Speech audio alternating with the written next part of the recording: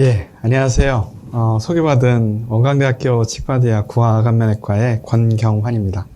오늘 강의는 제가 좀 과장되게 얘기를 했는데 진짜 뼈 만들기 프로젝트라고 이렇게 제목을 지어봤습니다. 기존에 뼈 만드는 방식 자체가 오스테온을 형성하는 뼈를 만드는 것보다는 뼈의 숫자 그리고 뼈가 엑스레이에 나타나는 레디오 오페크한 형태만을 추구했다면 제가 지금 추진하고 있는 뼈 만들기 프로젝트는 오스테온을 형성하고 오스테오블라스트라든지 오스테오클라스트라는 생태계, 뼈의 생태계를 그대로 유지한 상태에서 뼈를 만들어내는 방식이 무엇일까라는 부분을 가지고 오늘 강의를 하고자 합니다. 아마 임상에서 많은 부분들의 변화가 있을 거라고 생각되고요. 진행해 보도록 하겠습니다. 첫 번째 내용으로는 본 바이올로지 상에서 제가 어떻게 본 바이올로지 상에서 진짜 뼈 만들기를 할 수 있었는지에 대한 부분을 히스토리적으로 좀 배경적인 설명을 좀 하기 위해서 Medication Related Osteonecrosis라는 약물성 골괴사 질환을 치료하면서 배웠었던 뼈의 생리학에 대해서 좀 얘기를 좀 할 거고요. 두 번째로는 뼈 생리학과 함께 저희가 RhBMP2를 가지고 뼈를 만들 수 있는 방식에 대해서 말씀을 드리면서 특히 제가 개발했었던 LFA 콜라겐이라는 그 스카폴드인데요. 스카폴드를 이용해서 BMP를 같이 사용하는 방식에 대해서 본바이올로지적으로 설명을 좀 드리고자 합니다. 세 번째로는 기존에 이제 저희 개원가뿐만 아니라 우리 치과의사 분들이 대부분 많이 추구하고 있는 발치후 즉시 임플란트에 대해서 뼈 이식과 함께 같이 치료하는 방식에 대해서 좀 나눠보고자 하고요. 마지막으로 LFA 콜라겐을 가지고 그 BMP2와 함께 LFA 콜라겐을 쉽게 맥실러리 사이너스에 이식할 수 있는 방법에 대해서 한번 말씀을 좀 드리고자 합니다. 마지막으로 지금 제가 개발했었던 LFA 콜라겐이라는 그 스카폴드가 다양한 형태로 이제 사용될 수가 있는데요. 이 부분에 대해서도 잠시 마지막으로 언급하고자 합니다.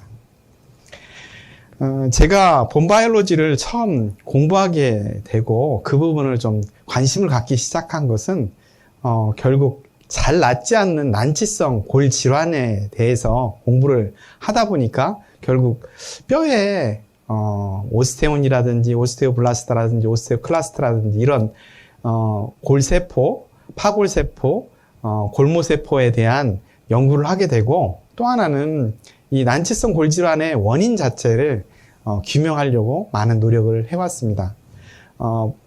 지금 케이스 1-1 케이스는 비스포스포네이트를 인젝을 맞고 있는 환자였습니다. 멀티플 그 마이엘로마 환자인데요. 2005년도 당시에는 이 멀티플 마이엘로마 환자한테 비스포스포네이트를 투여했을 때 오스티오네크로시스라는 골 괴사증이 발생되리라고는 잘 인식하지 못했던 시기입니다. 2005년도 당시에는. 저도 그 당시에는 2005년도 당시에는 잘 케이스도 드물었었고 이 부분에 대해서 잘 인식하지 못한 단계에 있었습니다. 2003년도 막스가 처음 케이스 보고를 하고 난 다음부터 연구가 진행되었기 때문에 국내에서는 2005년도 당시에는 비스포스포네이트 릴레이티드 오스테오네크로시스라는 질병 자체를 인식하기가 어려운 시기였습니다. 이 환자도 내원한 당시에 이 환자는 발치를 했었고 비스포스포네이트를 지속적으로 인젝을 맞고 있었던 환자입니다. 레프트, 라이트 쪽에 상악에 뼈가 노출되어 있는 상태였고요. 이 노출되어 있는 상태를 일정 정도는 제거를 하면 괴사되어 있는 뼈를 제거를 하게 되면 거기에 뼈가 형성되거나 잇몸이 형성될 수 있다라고 생각을 하게 됐었습니다. 골수염으로 착각을 한 거죠. 그 당시에 수술을 하고 지속적으로 치조골 자체를 제거를 하고 난 다음에도 계속적인 뼈가 노출되어 있는 상태이고 뼈의 노출 정도는 계속적으로 증가하게 되었습니다. 이것은 한 4, 5개월 지나서 이렇게 뼈가 완벽하게 더 노출이 되고 더 심각한 형태로 변하게 됐습니다. 이게 비스포스포네이트 약물을 계속적으로 주입을 막고 있는 상태인 환자라는 사실들을 그 당시에는 몰랐었습니다. 그 당시에는 이 약물이 그런 괴사증을 일으킬 수 있는 난치성 질환이라는 것도 인식하지 못한 상태였습니다. 하악에도 이와 같이 발생돼 있는 상태였고, 상악 반대쪽에도 더욱더 넓어져 있는 골괴사증 형태가 계속적으로 나타났습니다. 저희 2005년도 당시에는 뼈에 골수염이 있는 걸로 인식을 하고, 그 뼈를 제거하고 난 다음에 항생제를 투입하면 나을 것이라는 생각을 해왔습니다. 그렇지만 더욱더 악화되는 길을 가게 됐고, 이러한 난치성 골 질환이 지속적으로 증가하리라고는 상상을 못했던 그 시기입니다.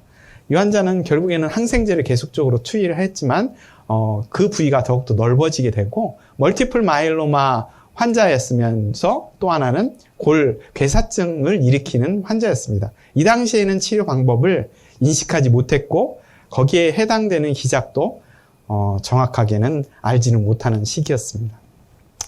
똑같은 환자입니다. 2011년도에 봤었던 환자입니다. 케이스.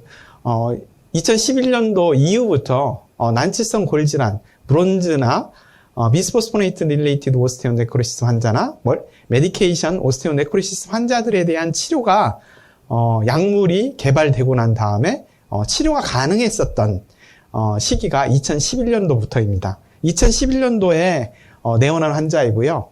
멀티플 마이엘로마, 똑같이 멀티플 마이엘로마로 비스포스포네이트 악토네를 계속적으로 인젝을 맞고 있었던 환자입니다. 본스캔상에서도 핫스팟이 나타나고 레프트 쪽에서 나타나는 현상들을 볼 수가 있습니다. 상악에 27번을 발치하고 난 다음에 뼈가 노출되어 있는 상태이고 퍼스트 디스차지가 계속적으로 이루어져 있었던 환자입니다. 이 환자는 결국에는 2012년도에 와서 치료를 하게 되었는데요. 2012년도에 다시 재내원 시의 모습입니다. 더욱더 상악골에 네크로시스 돼 있는 괴사증이 더 증가하게 되고, 제거하고 난 다음에 완벽하게 치료했었던 환자군이었습니다. 첫 번째 있었던 환자군과 두 번째 있었던 환자와의 커다란 차이점이 있습니다. 첫 번째는 환자의 비스포스포네이트 릴레이티드 오스테오네크로시스의 원인에 대해서 알게 되었고요. 두 번째는 골괴사증 치료를 하기 위한 본바이올로지의 새로운 개념이 도입됐다는 겁니다. 이 두 가지 때문에 이 환자를 치료하게 되었습니다. 그래서 본바이올로지에 해당되는 부분에 많은 변화가 있게 되는데요. 가장 큰 변화는 첫 번째는 이렇게 잘 낫고 있는 첫 번째 가장 큰 변화는 기존의 본바이올로지는 오스테오블라스트, 골모세포가 숫자가 증가하면 뼈화를 만들어내고 그 뼈화를 만들어내면 뼈 치유가 된다라는 개념이었지만, 최근에는 파골세포에 해당되는 파골세포의 오스테오클라스트가 억제되어 있는 상태에서 이 억제되어 있는 것을 풀어주게 되거나 억제를 다시 액티베이션 시켜줄 수 있는 형태로 바꾼다면 오스테오클라스트가 오스테오블라스트라든지 오스테오사이트를 프로리퍼레이션, 디퍼런시에이션을 일으킬 수 있는 힘들을 마련하게 된다. 결국 오스테오클라스트를 잘 관리하게 되면 뼈의 치유 형태가 바뀌게 되겠다라는 생각으로 최근에 본바이올로지가 개념이 바뀌게 됩니다. 이건 똑같은 환자였습니다. 47번, 46, 47부분의 퍼스트 디스차지가 계속적으로 다시 재발을 하게 됐습니다. 이 환자는 비스포스포네이트 인젝을 지속적으로 막고 있었기 때문에 반대측 오른쪽 하단에 해당되는 오른쪽 하악에 재발생을 하게 됐습니다. 이런 경우에 제거를 하고 보게 되면 이렇게 알베올라 포션에서만 오스테오네크로시스가 발생하게 됩니다. 골괴사증의 가장 큰 특징 중에 하나가 비스포스포네이트나 아니면 메디케이션 오스테오네크로시스의 가장 큰 특징은 리모델링을 가장 빨리 하고 있는 잇몸뼈 알베올라 본에서 골괴사가 발생된다는 사실입니다. 이게 최근에 알려져 있고 그리고 이 알베올라 포션이 다른 타 장기에 비해서 가장 빨리 그리고 가장 먼저 오스테오네크로시스가 발생되는 가장 큰 원인은 리모델링 힘이 4배에서 최대 40배까지의 리모델링 힘이 있기 때문에 그 리모델링을 하지 않고 남아있게 되면 결국에는 썩은 뼈들이 쌓이게 됩니다. 비스포스포네이트를 약물을 투입하게 되면 오스테오클라스트라는 파골세포의 행동을 억제하게 됩니다. 결국 인액티베이션을 일으키면서 결국 뼈에 썩은 뼈라든지 인펙션 되어 있는 뼈들을 제거하지 못하는 그러한 증상들이 나타나게 되고, 그러면서 그 축적되어 있는 뼈에 썩어져 있는 뼈들이 축적되어 있는 과정들이 바로 비스포스포네이트 릴레이티드 오스테오네크로시스입니다. 이 환자에 대한 치료를 통해서 얻은 여러 가지가 있겠지만 특히 가장 큰 중요한 사항 중에 하나는 오스테오클라스트, 인액티베이션 되어 있는 오스테오클라스트를 다시 일깨워 줄 수 있는 방법이 리컴비넌트 BMP2가 일깨워 줄 수 있고, 그것을 다시 재활성화를 할 수 있는 방식을 만들어주는 방식이 결국에는 뼈의 치유를 다시 할 수 있는 방식으로 바뀌겠다라는 생각을 하게 됩니다. 기존에 이렇게 저희가 개발했었던 LFA 콜라겐과 함께 BMP를 같이 투여를 했을 때 상악과 하악 모두 완벽한 치유를 할 수가 있게 됩니다. 이 환자를 통해서 결국에는 저희가 생각하고 있는 가장 큰 몸바이올로지의 패턴이 좀 바뀌어야 되겠다. 기존에는 오스테오블라스트라는 골모세포의 숫자만을 증가시키거나 아니면 방사선학적으로 레디오 오페크하게 보이면 뼈가 잘 치유됐다라는 이 개념이 아니라 이제는 오스테온이나 오스테오블라스트, 오스테오클라스트, 오스테오사이트가 광범위하게 살 수 있는, 그리고 수조직 자체 내에서 새로운 미분화 세포들이 계속적으로 생성해낼 수 있는, 리모델링 할 수 있는 그런 환경들을 만들어 놓은 게 결국에는 진짜 뼈를 만들 수 있는 프로젝트라고 생각됩니다. 그게 현재까지 제가 생각하는 거고, 이 생각하는 것 중에 리컴비넌트 BMP2가 가장 큰 역할들을 하고 있습니다. 리컴비넌트 BMP2는 본 몰포제닉 프로테인이라는 우리가 오스테오클라스트나 오스테오블라스트의 디퍼런시에이션, 프로리퍼레이션을 일으키는 프로테인으로 유니스트에 의해서 1952년도에 처음 발견됐었던 약물입니다. 뼈를 구성하고 있는 여러 가지 형태가 있습니다. 뼈를 구성하고 있는 것 중에 가장 중요한 게 타이번 콜라겐입니다. 유기체 중에서 80% 이상을 차지하고 있는 게 타이번 콜라겐인데요. 현재 스카폴드 형태로 BMP2와 타이번 콜라겐을 같이 사용했을 때 가장 효과가 있는 걸로 알려지고는 있습니다.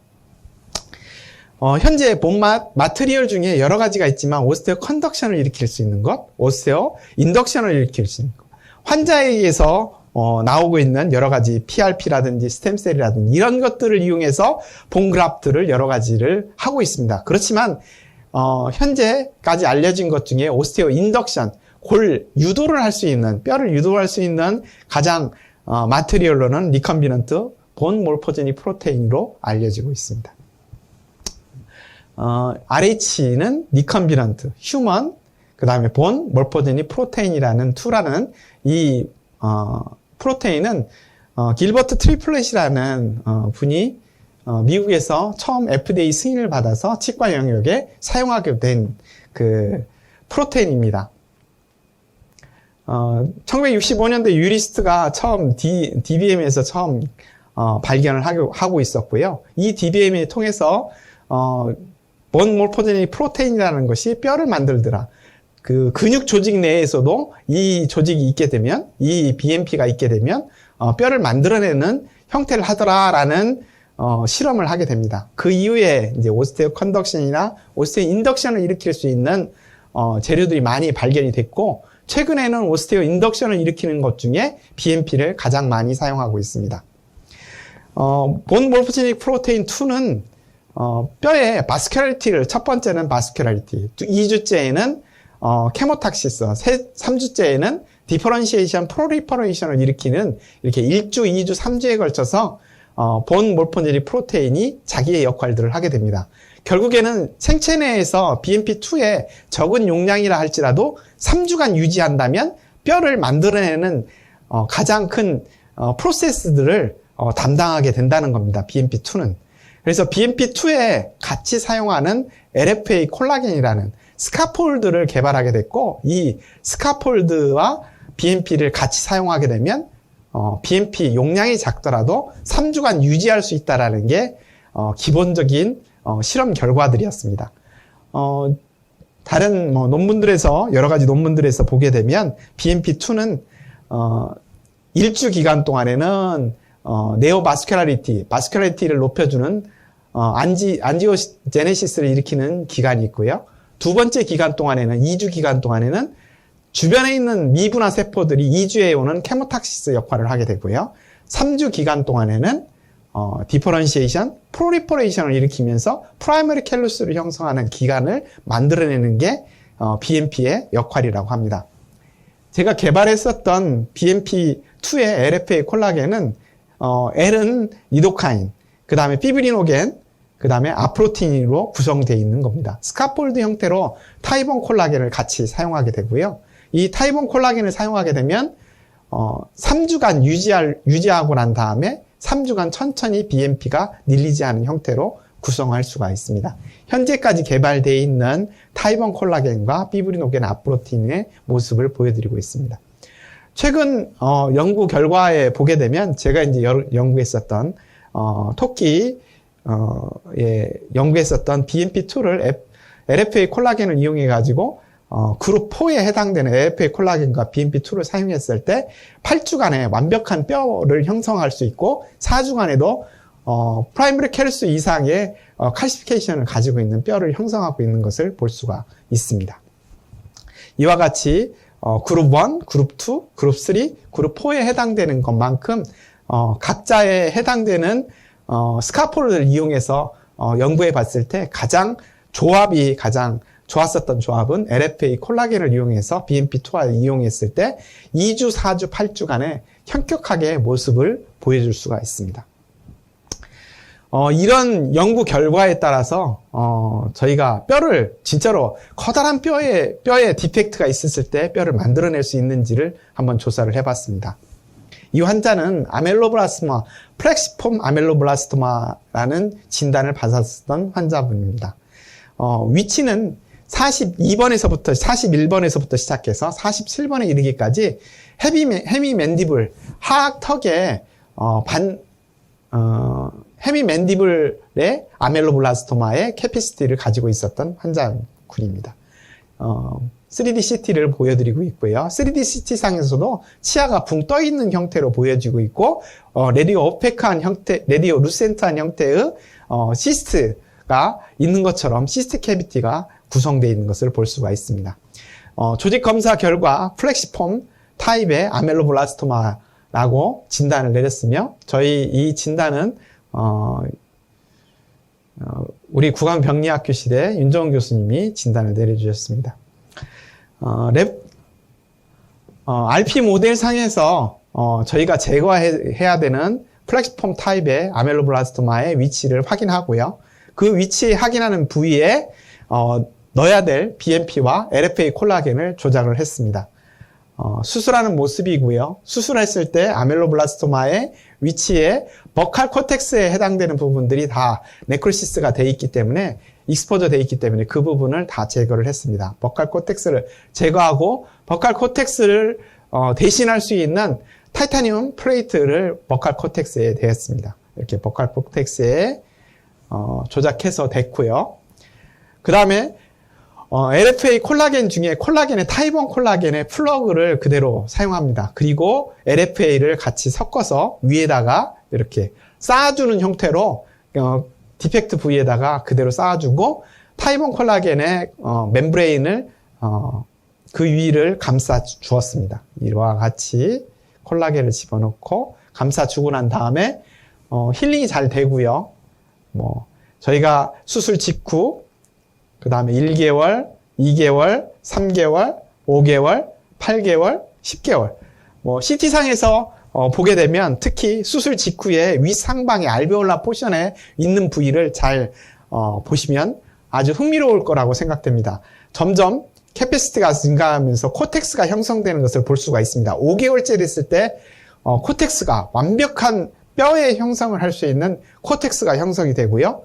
10개월째 됐을 때에는 메로우가 형성되면서 코텍스가 형성되는 완벽한 오스테온을 형성하고 있으며 맨디블 자체의 코텍스와 메로우를 형성할 수 있는 완벽한 뼈를 만들어내는 모습을 볼 수가 있습니다. 그래서 저희도 이게 진정한 뼈인지 아닌지를 상당히 궁금해 했습니다. 그래서 이 환자를 임플란트를 식립하기 위해서 식립하기 위해서 열어보았습니다. 임플란트를 식립한 그날 본 타이타늄 플레이트, 타이타늄 메쉬가 있는 윗상방에 있는 뼈는 완벽한 뼈를 형성하고 있는 코텍스를 형성하고 있는 뼈였습니다. BMP와 LFA 콜라겐을 이용해서만 사용했을 때 뼈를 형성하고 있었던 것입니다. 트래핀 바를 이용해서 임플란트 식립과 함께 트래핀 바에서 뼈를 채취해서 조직 검사한 결과 오스테온을 형성하고 있는 윗상방에 보게 되면 핵이 있고 오스테온을 형성하는 완벽한 뼈의 모습들을 코텍스를 볼 수가 있습니다. 이러한 코텍스를 볼 수 있는 뼈를 만든다는 게 진짜 뼈 만들기 프로젝트라는 얘기입니다. 기존에 뼈는 이식을 했을 때 뼈를 채취해가지고 보게 되면 제노그라프트라든지 특히 제노그라프트를 이식해서 뼈를 보게 되면 핵이 없는 가성골, 파이브러스 오스테온 형태를 나타내고 있는 것들을 많이 볼 수가 있습니다. 이렇게 코텍스를 형성하고 콜라겐 스카폴드와 캔슬러스 본을 형성하는 아주 완벽한 뼈를 만들게 되고요. 결국에는 이 환자의 아멜로블라스토마를 제거하고 난 다음에 그 자리에 뼈를 만들고 완벽한 뼈를 만들고 최종 우리의 목적인 리컨을 할 수 있는 음식물을 씹을 수 있는 하악의 임플란트를 식립과 함께 리컨을 할 수가 있었습니다. 두 번째 케이스입니다. LFA 콜라겐을 이용해서 좀 더 이게 본 바이올로지상에서 진짜로 뼈를 만들 수 있을까? 이 환자는 58세 남자 환자고 37번을 발치하고 난 다음에 퍼스트 디스차지와 뼈의 노출로 내원하였습니다. 이 환자는 이와 같이 정상적인 50대 남자 환자로서 정상적인 상태였었고요. 치아를 발치하고 난 다음에 지속적으로 낫지 않고 퍼스트 디스차지가 이와 같이 퍼스트 디스차지가 계속되었던 환자군이었습니다. CT상에서 보게 되면 메로우 자체가 오스테오 오페크한 형태로 형태를 나타내고 있고 우리가 본스캔을 찍게 되면 본스캔상에서 핫스팟이 이렇게 광범위하게 나타나는 레프트 쪽 맨디블에 사용되는 오스테오 마일라이티스 양세를 보여준 환자군이었습니다. 그렇지만 이 환자는 뉴마토이드 아스라이티스를 가지고 있었고 비스포스포네이트 다공증 형태의 골다공증 증상을 가지고 있었기 때문에 스테로이드와 함께 비스포스포네이트를 동시 투여받고 있었던 환자군이었습니다. 레프트 쪽에 발생되어 있는 브론즈였죠. 비스포스포네이트 릴레이티드 오스테오 네크로시스 환자였습니다. 치아를 발치하고 네크로틱한 뼈를 제거하고 완벽하게 네크로틱한 뼈와 메로우에 남아있는 뼈를 제거하고 난 다음에 그 아래에다가 LFA 콜라겐이라는 니도카인 피브리노겐 아프로틴의 컴플렉스를 같이 집어넣습니다. 이렇게 같이 집어넣고 수초를 해서 보게 되면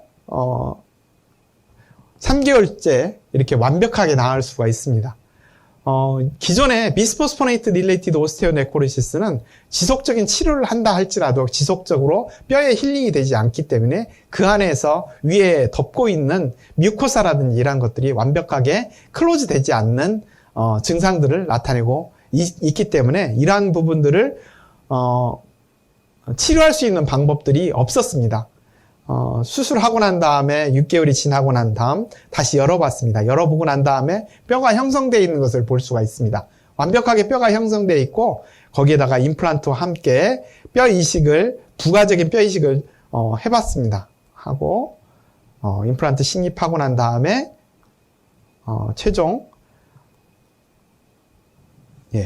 보철물까지 브론즈인 환자군을 뼈를 만들어내는 형태로 RFA RHBMP2를 이용해서 뼈화를 만들고 LFA 콜라겐을 이용해서 뼈를 만들고 난 다음에 임플란트를 식립할 수 있는 형태로 완벽한 뼈를 만들고 그 완벽한 뼈 위에 최종 보철물을 할 수 있는 이러한 형태를 만들었을 때 결국에는 뼈의 치유 형태를 완벽하게 하였다라고 인식할 수가 있게 되겠습니다. 이제 3장 그 발치후 즉시 임플란트에 대한 부분들을 조금 더 부가적으로 좀 얘기를 좀 하고자 합니다. 우리가 본바이올로지를 공부를 하게 되면 결국에는 가장 임상에서 근접하는 내용 중에 하나가 발치후 즉시 임플란트를 식립할 때 뼈를 이식해야 되느냐, 뼈를 어느 정도 디펙트가 있었을 때는 뼈를 이식하지 않아도 되느냐를 가지고 지금까지는 연구를 해왔고 그 부분에 대해서 일정 정도는 2mm 이하인 경우에는 뼈 이식을 하지 않아도 됩니다라는 얘기까지 나와 있었습니다. 발치후 즉시 임플란트를 식립할 때 디펙트 사이즈가 2mm 이내인 경우에는 뼈 이식을 하지 않아도 된다.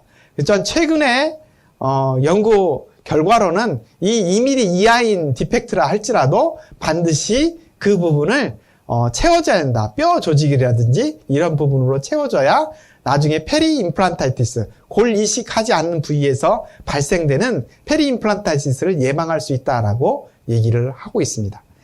최근에 발치후 즉시 임플란트에 대한 5가지 다이어그노스 키가 있는데 버칼 플레이트가 있느냐, 그리고 프라이머리 스테이빌리티를 얻을 수 있느냐, 임플란트 디자인은 어떻게 되어 있느냐, 그 다음에 갭 사이에 버칼 플레이트와 그 다음에 임플란트 표면과의 거리가 어느 정도 했을 때 뼈 이식을 하느냐, 그리고 티슈 바이오 타입은 어떤 거에 했을 때 가장 보철물을 했을 때 임플란트의 표면이 노출되지 않을까, 이런 부분들을 가지고 다이어그노시스를 하고 있습니다. 그 중에 4번째에 해당되는 갭의 필링은 2mm 이하다 할지라도 뼈 이식을 해줘야 된다는 게 최근의 생각들입니다. 앞니에 해당되는 임플란트에 첫 임플란트를 식립하는 모습들을 했을 때 이렇게 11번, 21번 임플란트를 식립했었는데요. 버칼 팔레이트 부분에 프랙처가 발생돼서 발치를 해야 되는 상황이었습니다. 완벽하게 발치를 해야 되는 상황이었고요. 기존에 이것을 일옵션 시켜가지고 엔도 치료하거나 이런 것들을 할 수 있다라고 얘기를 하지만 그런 부분들은 일정 정도는 차후에 얘기를 하고요. 저 같은 경우에는 버칼 팔레이트 부분에 싱그럼까지 하반까지, 루트 하반까지 프랙처가 발생되었기 때문에 발치를 기준으로 잡았습니다. 발치를 하고 난 다음에 팔레이트, 되도록이면 팔레이트에 더욱더 가까이에 임플란트를 식립하고요. 갭과 템포라이제이션을 했었던 케이스입니다. 템포라이제이션을 하고 이 당시에는 기본적으로 뼈 이식을 하지 않았습니다. 갭 차이가 2mm 이내에 있기 때문에 이식을 하지 않았습니다. 이식을 하지 않고 하게 되면 결국에는 리세션이 오게 됩니다. 결국 그 자리에 리세션이 오게 되고 임플란트를 식립하고 난 다음 그 주변의 파필라 부분에 페리 임플란타이티스 양태를 지속적으로 나타내게 됩니다. 5년 이상, 3년 이상 지나고 나게 되면 뼈 이식하지 않은 디펙트 부위에 오스테오놀이 형성되지 않는, 그리고 임플란트 표면이 오스테온으로 완벽하게 채워지지 않은 상태에서는 프라그가 끼게 되고 그 프라그 주변에 페리 임플란타이티스가 발생될 위험성들이 높은 상태입니다. 제가 지속적으로 염증 소견들을 제거하고 최근에까지 봤을 때 이렇게 파필라가 약간의 리세션을 보여줄 수가 있습니다. 이렇게 뼈 이식을 하지 않았을 경우에 이러한 형태들이 좀 나타날 수 있는 부분들이 있기 때문에 발치후 즉시 임플란트라 할지라도 2mm 이내이다 할지라도 뼈 이식을 해주는 게 좋겠다. 특히 오스테온을 형성하는 뼈를 완벽하게 이루어야 이런 파필라 리세션이라든지 페리 임플란타이티스가 적게 발생되겠다라는 생각입니다. 22번에 발생되는 프랙처 환자 군이었습니다. 임플란트를 식립하기 위해서 팔레트 주위에 되도록이면 팔레탈 플레이트 주변에다가 임플란트를 식립하고요. 되도록이면 임플란트는 싱그룸보다는 싱그룸의 상방에다가 스크루 홀을 집어넣는 형태로 인사이절 엣지보다는 싱그룸 상방에다가 스크루를 놓는 게 교합력에 있어서는 좋은 것 같습니다. 발치후 즉시 임플란트를 하고 주변에다가 뼈 이식을 하였습니다. 주변에다 뼈 이식을 하고 이 환자는 지속적인 팔로우 체크를 한 결과 리세션이 발생되지 않았습니다. 알베올라 포션뿐만 아니라 콜 부위에서도 리세션이 발생되지 않는 형태로 나타나는 걸로 봐서는 기존에 아무리 적은 뼈 이식이라 할지라도 2mm 이내이다 할지라도 뼈 이식을 하는 게 좋겠다라는 생각입니다.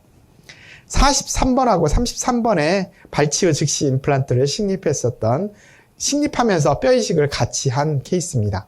이 환자는 이미디어트 임플란트 뼈 이식과 함께 콜라겐을 이용해서 BMP와 함께 이식한 임플란트를 발치후 즉시 임플란트를 했고요. 그리고 보철물을 바로 해서 리세션을 방지를 하려고 노력을 했습니다. 일정 정도는 리세션이 발생을 했지만 최종 보철물을 하였습니다. 이 최종 보철물을 하였을 때 되도록이면 리세션 할 수 있는 알베올라 포션까지 더욱더 많은 부분들을 뼈 이식을 했더라면 더 크라운 랭스닝 자체가 좀 더 짧아지지 않았을까 하는 아쉬움이 남는 케이스입니다. 43번에 했었던 케이스고요.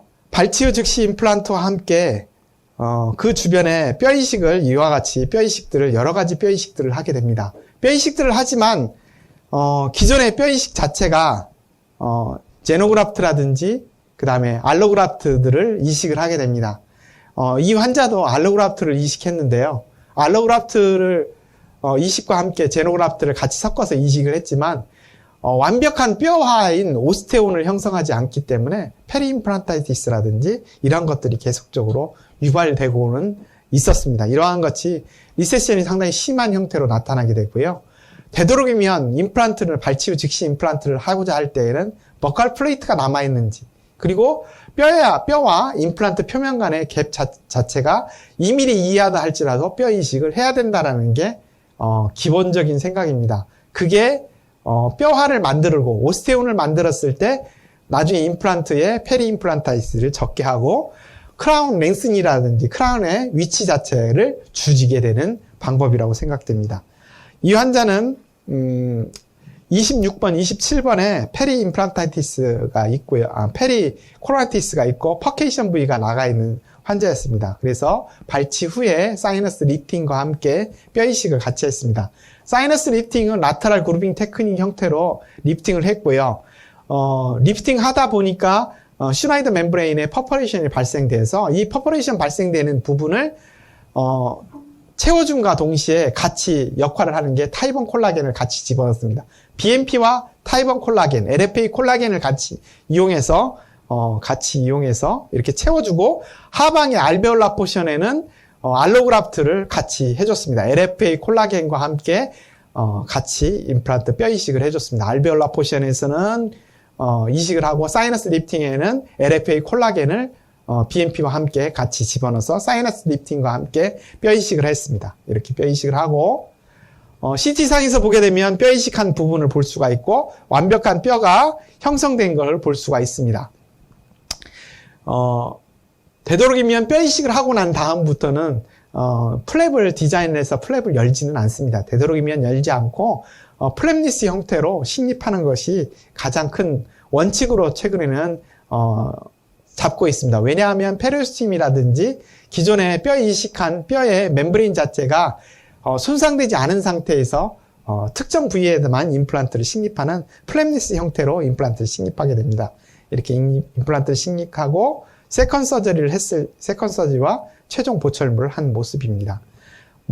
최종 보철물을 보게 되면 임플란트의 뼈에 리세션이라든지 이런 것들이 없는 것을 볼 수가 있고 사이너스 자체 내에서도 계속 유지하는 것을 볼 수가 있습니다. 마지막으로 오늘 얘기하는 것 중에 또 하나는 상악동 이식술에 LFA 콜라겐, BMP를 이용해서 LFA 콜라겐을 집어넣으면 뼈화를 쉽게 만들어낼 수 있을 뿐만 아니라 수술 자체가 쉬워진다는 겁니다. 이것을 소개해드리고자 합니다. 저는 상악동 이식 수술을 할 때 맥실러리 사이너스의 건강도를 반드시 체크하는데요. CT를 통해서 건강도를 체크하게 됩니다. CT는 특히 포라멘 오스티움의 개방 정도가 CT상에서 이 포라멘 오스티움이 완벽하게 개방되어 있는지, 운시네이터 프로세스가 과대하게 비대되어 있지 않는지를 반드시 확인하고 임플란트를 식립하는 상악동의 사이너스 리프팅을 시행하게 됩니다. 이것을 첫 번째 크라이테리어로 잡지 않으면 항상 사이너스 리프팅을 하고 난 다음에 맥실러리 사이너사이티스라는 상악동염을 일으킬 가능성이 아주 높기 때문에 되도록이면 CT를 찍어서 포라멘 오스티움의 위치, 운시네이터 프로세스의 형태가 제대로 되어 있는지를 확인하고 식립하는 게 좋겠습니다. 상악동의 모습이고요. 상악동의 운시네이터 프로세스와 포라멘 오스티움이 들어가 있는 모습입니다. 포라멘 오스티움은 인페리어 콩카 바로 상방에 잔존하고 있습니다. 상악동의 레프트 쪽에 발생되어 있는 아주 얇게 알비올라 포션이 적게는 3mm, 높게는 한 5mm 정도 남아있는 알비올라 포션을 가지고 있는 환자군이었습니다. 이 환자는 약간의 사이너스의 블리딩 형태로 인플라메이션 형태가 있었지만 사이너스 포라멘은 그대로 유지하고 있었습니다. 사이너스의 시스트 이렇게 사이너스 리프팅은 저는 사이너스 리프팅을 라테럴 그루빙 테크닉이라는 것을 이용하게 됩니다. 2mm짜리 2mm 이상의 다이아몬드 벌을 이용해서 일자 형태로 그 다음에 반달 모양 형태로 제가 식립하고자 하는 위치까지 사이너스 리프팅을 하게 됩니다. 그러면 슈나이더 멤브레인이 노출되고요. 슈나이더 멤브레인이 노출되어 있는 그 부분에 슈나이더 멤브레인 하방으로 LFA 콜라겐을 같이 집어넣고 뼈 이식을 옆에 부분에다가 디펙트 부위에다가 뼈 이식을 알로그раф트를 해주고 알비올라 포션까지 포함해서요. 그리고 난 다음에 멤브레인을 덮어서 이식을 하게 됩니다. 라테럴 그루빙으로 한 모습들을 이렇게 보여줄 수가 있고요. 이렇게 보여주게 되고요. 6개월이 지나고 난 다음에 보게 되면 뼈가 형성되어 있는 것을 볼 수 있고 임플란트를 식립할 수 있는 위치까지 가 있게 됩니다. 똑같이 플랩니스 형태로 임플란트를 식립했고요. 이렇게 플랩니스로 임플란트를 식립했고 임플란트 위치에 사이너스 리프팅한 부분에 뼈가 형성되어 있는 것을 볼 수가 있습니다. 이와 같이 완벽한 오스테온을 형성하고 있는 뼈를 만들어내고 있는 겁니다. 임플란트에 식립하고 난 다음에 템포라이제이션 하고 최종 보철물은 같이 했었던 환자군입니다. 기존에 맥실러리 사이너스는 가장 중요한 게 이렇게 사이너스의 위치인데요. 사이너스 위치는 4번에서부터 14번이나 27번, 길게는 28번까지 사이너스가 형성되어 있습니다. 이 사이너스는 가장 중요한 것은 포라멘 오스티움의 위치입니다. 제가 포라멘 오스티움의 위치를 파악하기 위해서 인페리어 콩카 바로 상방에 있는 미들 콩카 사이에 미들 콩카가 아래로 덮고 있는데 그 부분이 포라멘 오스티움입니다. 포라멘 오스티움을 시린지로 접근을 하면 코 안쪽에서 45도 각도로 집어넣어서 안쪽으로 이 부분에 포라멘 오스티움이 형성되어 있는 부분이고요. 운시네이터 프로세스가 되어 있는 이 부분이 깨끗하게 열려져 있느냐 열려져 있지 않느냐가 맥실러리 사이노사이티스가 발생되느냐 발생되지 않느냐의 가장 큰 키포인트입니다. 만약에 임플란트에 식립하고자 상악동에 이식을 식립하고자 한다면 반드시 이 부분을 확인하고 지금 제가 포라멘 오스티움을 통해서 상악동 벽을 통과해서 보여주고 있는 모습들입니다. 우리가 이비인후과 영역에서 이리게이션을 한다든지 구강외과에 오시면 이렇게 맥실러리 사이노사이티스가 발생되면 포라멘 오스티움을 통해서 이리게이션을 하게 되면 염증성 소견들이 사라지게 됩니다. 이렇게 포라멘 오스티움이 보여져 있는 부분이고요. 이게 열려져 있을 때만이 결국 상악동에서 발생되는 뮤코사라 이런 것들이 발생이 다 제거를 할 수가 있게 되겠습니다. 상악동에 여러 가지 증상들이 있겠지만 상악동에는 여러 가지 사이너스가 있고 그 사이너스는 4가지 사이너스가 있으면 스페노이달 사이너스, 에스모이달 사이너스, 맥실러리 사이너스, 이런 프론탈 사이너스 이렇게 네 가지 사이너스가 있지만 우리와 가장 많은 관련성을 가지고 있는 게 맥실러리 사이너스입니다. 맥실러리 사이너스는 한 부피는 15cc 정도 돼 있는 부피를 가지고 있고 상악동에 가장 가까이 있는 치아는 상악동과 연관돼 가지고 염증을 가장 많이 일으킬 수 있는 가장 가까운 치아는 M2의 원심 근면에 1.9mm 정도에 해당되는, 그러니까 원심에 해당되는 원심 루트가 가장 가까이에 있을 수가 있습니다.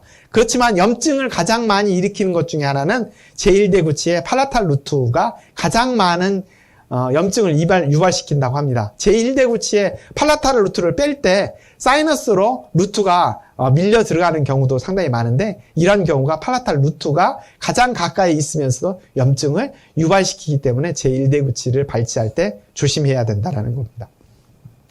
상악동의 위치에 윈도우를 열어가지고 보여드리는 모습입니다. 윈도우의 두께 자체는 저희가 재봤을 때 보통 3 내지 4mm 정도의 두께를 가지고 있습니다. 제가 2mm짜리 라운드 바로 라테럴 그루빙 테크닉이나 윈도우를 열게 되는데요. 그럴 경우에 2배 정도의 굵기로 접근을 하게 되면 슈나이더 멤브레인을 바로 만날 수가 있겠습니다. 맥실러리 사이너스의 리프팅의 가장 좋은 방법은 제가 지금까지 사용하고 있는 것은 라테럴 그루빙 테크닉으로 임플란트에 식립하는 위치에 해당되는 길이만큼 라테럴로 그루빙을 하게 됩니다. 그러면 슈나이더 멤브레인이 노출되고 슈나이더 멤브레인을 리프팅과 함께 그 밑에 LFA 콜라겐이라는 이 콜라겐과 함께 BMP를 같이 섞어서 그 부분에 적셔주게 되면 그 부분이 뼈화를 만들어내는 형태로 하게 됩니다. 뭐 여러 가지 매지컬 키트라든지 보여드린 거고요. 이 환자는 임플란트를 식립하고 난 다음에 맥실러리 사이노사이티스가 발생돼 있었던 환자입니다. 라이트 쪽에 맥실러리 사이노사이티스가 발생된 환자고요. 임플란트 식립하고 난 다음에 이렇게 퍼퍼레이션 돼서 사이노사이티스가 발생돼서요. 다 제거하고 염증을 제거하고 난 다음에 임플란트는 노출되어 있는 임플란트는 다 제거를 하고요. 뼈 이식을 같이 했습니다. 뼈 이식을 하고 BMP와 함께 LFA 콜라겐과 함께 수처를 하고요. 6개월 뒤에 보니까 뼈가 완벽하게 형성되어 있는 것을 볼 수가 있습니다. 플레이트 위에 이게 뼈가 자라나 있는 것을 볼 수가 있습니다. 이와 같이 완벽한 뼈 형태를 구성하고자 한다면 BMP와 함께 LFA 콜라겐을 같이 사용했을 때 뼈화를 만들어낼 수가 있겠습니다. 이게 1월 달에 했었던 거고요. 6개월 뒤의 모습입니다. 완벽하게 뼈가 형성되어 있는 것을 볼 수가 있겠습니다. 라이트 쪽에 맥실러리 사이노사이티스가 발생되고 이게 점점점 줄어져 있는 모습을 볼 수가 있겠습니다. 라이트 쪽에 발생되어 있는 16번, 17번에 발생되어 있는 코로나티스, 페리오돈탈 디지즈로 사이너스, 맥실러리 사이너스에 염증이 발생되면서 퍼퍼레이션이 되어 있는 부위에 라테럴 그루빙 테크닉과 함께 LFA 콜라겐을 집어넣는 형태로 이식을 합니다. 이렇게 이식을 하게 되면 이식을 하고 알베올라 포션에 해당되는 부분은 주변에 뼈를 트래핀바 형태로 뼈를 채취해가지고 알베올라 포션에서는 집어넣고 멤브레인으로 덮습니다. 타이번 콜라겐으로 멤브레인을 덮어서 5개월 지나서 보니까 이렇게 뼈가 형성이 되어 있습니다. 딱딱한 뼈, 완벽한 뼈를 형성하게 되고요. 거기에 임플란트를 식립하고 위에를 보게 되면 사이노사이티스가 발생되어 있는 부분을 완벽하게 치료를 했었던 모습들을 볼 수가 있습니다. 임플란트를 식립해서 최종 임플란트를 식립한 모습입니다. 이와 같이 맥실러리 사이노사이티스 뿐만 아니라 상악동에 발생되어 있는 퍼퍼레이션이 발생되고 염증성 소견을 발생되어 있는 부분을 뼈 이식과 함께 라테럴 그루빙 테크닉을 통해서 LFA 콜라겐, BMP가 들어있는 LFA 콜라겐을 이식을 해서 사이노사이티스를 치료도 함과 동시에 임플란트를 식립하는 이렇게 뼈 이식을 해서 임플란트를 식립할 수 있게 됩니다. 보면 이렇게 이식을 해서 세컨 서저리를 해봤습니다. 세컨 서저리를 해보니까 완벽하게 뼈가 형성되어 있는 것을 볼 수가 있습니다. 이와 같이 완벽한 뼈를 형성하고 난 다음에 세컨 서저리 후에 임플란트에 보철물을 한 케이스입니다. 라테랄 그루빙과 함께 알비올라 포션에는 알로그라프트와 함께 BMP를 같이 섞어서 사용하고 뼈의 주변에다가는 사이너스 리프팅 하고 난 다음에 슈나이더 멤브레인 하방에는 LFA 콜라겐만을 이용해서 뼈 이식을 하게 되면 알비올라 포션과 상악동의 뼈 이식을 완벽한 뼈를 만들어내는 현상을 볼 수가 있습니다. 다양한 모습들을 볼 수가 있고요.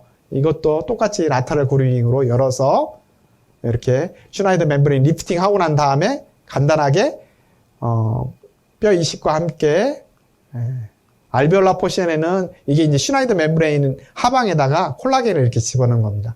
LFA 콜라겐입니다. BMP와 함께 LFA 콜라겐을 그냥 시트 집어넣듯이 우리가 휴지 조각 그 안에다가 집어넣듯이 이렇게 집어넣는 모습들을 보여드리고 있고요. 겉의 표면은 알비올라 본으로 이렇게 채웁니다.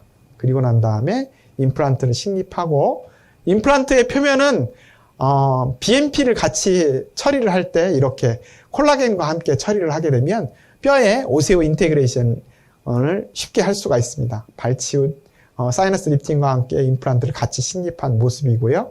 이렇게 뼈 이식을 완벽하게 했었던 모습들을 보여드리고 있고요. CT상에서 보게 되면 이렇게 뼈 이식과 함께 임플란트를 같이 식립한 모습입니다.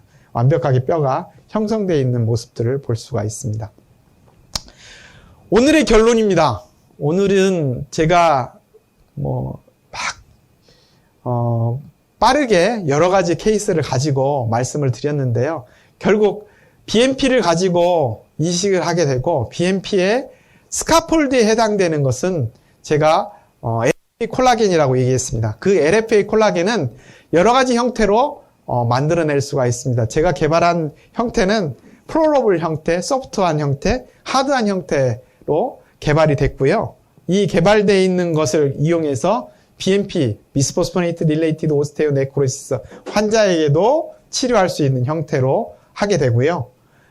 기존에 많은 것 중에 이렇게 3D 프린팅 형태로도 LFA 콜라겐을 만들어서 BMP와 함께 3차원으로 적층을 해가지고 사용할 수 있는 형태를 개발을 하게 됐습니다. 이런 형태로 개발을 하게 되면 결국에는 3차원 형태의 뼈 이식도 가능하게 되고 기존에 보여왔었던 오스테온을 형성하고 있고 오스테오블라스트나 오스테오클라스트를 형성하고 있는 뼈를 만들 수 있다라는 주장을 해봅니다. 그리고 최근에 이제 3D 프린팅으로 많은 뼈 이식을 3차원으로 만들 수 있는 형태를 개발을 하고 있습니다.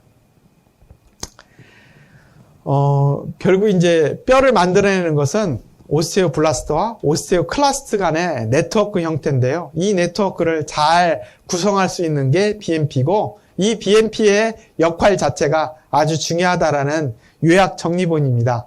아주 요약을 정리를 이 그래프로 하나로 정리를 하고 마지막으로 끝내려고 합니다. 이게 오스테오클라스트고요. 이게 핵이고요. 오스테오클라스트의 모습입니다. 그 다음에 이게 오스테오블라스트고요. 오스테오블라스트의 핵입니다. 오스테오블라스트와 오스테오클라스트 중에 중간에 BMP2가 있습니다. 오스테오클라스트에서 BMP2를 이너베이션 하게 되면 오스테오블라스트의 디퍼런시에이션, 프로리퍼레이션, 랑클 리간드를 통해서 오스테오클라스트를 액티베이션 시키게 됩니다. 결국 오스테오클라스트와 오스테오블라스트가 상호 연관을 할 수 있는 키 자리에 BMP2가 있는데요.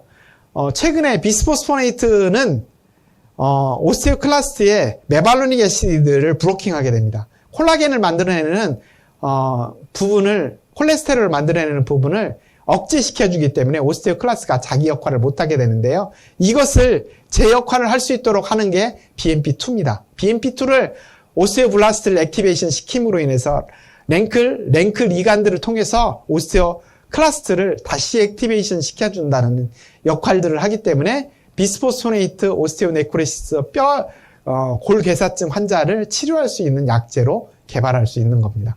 이게 오늘의 가장 큰 키포인트라고 말씀드리겠습니다. 예, 이상 마치겠습니다.